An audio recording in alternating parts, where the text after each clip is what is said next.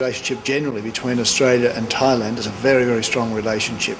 Thailand is our 9th largest trading partner, and I think we, Australia, are Thailand's 6th largest trading partner, and that trade has grown dramatically since we've concluded a free trade agreement in 2005. In the 5 years since then, trade has increased by 132%. So it's a very strong growth.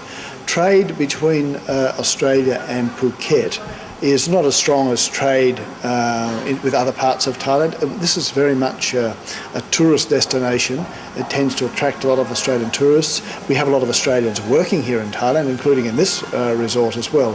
Wherever you seem to go, there's some of the management of the big resorts in Thailand generally, but in Phuket too, as was the case in Malaysia where I was serving before. Australians tend to be well represented there.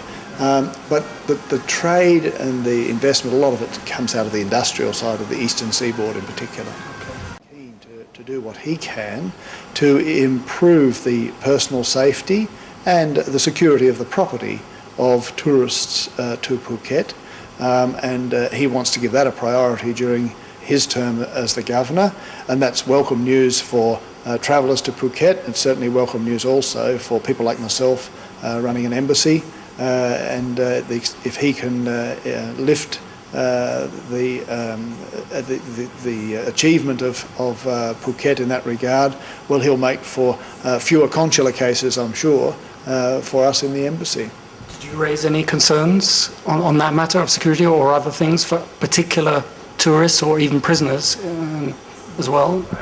No, the questions we raised were questions he was very familiar with. I had our Honorary Consul Larry Cunningham there, and he's aware in more detail of the specific issues here. So we talked about issues like problems in some parts of Phuket with taxis and with tuk-tuks, and there have been problems with jet ski proprietors as well.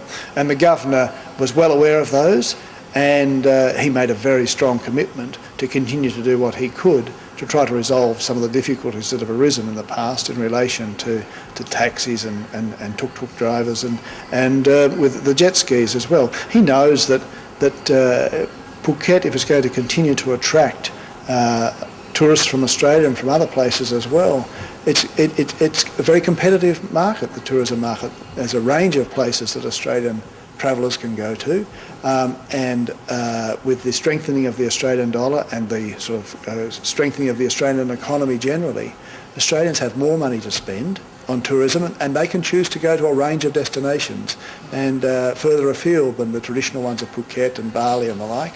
And so Phuket has, if it deals with those issues, it will remain competitive. If it doesn't, you'll find that Australian travellers will go elsewhere.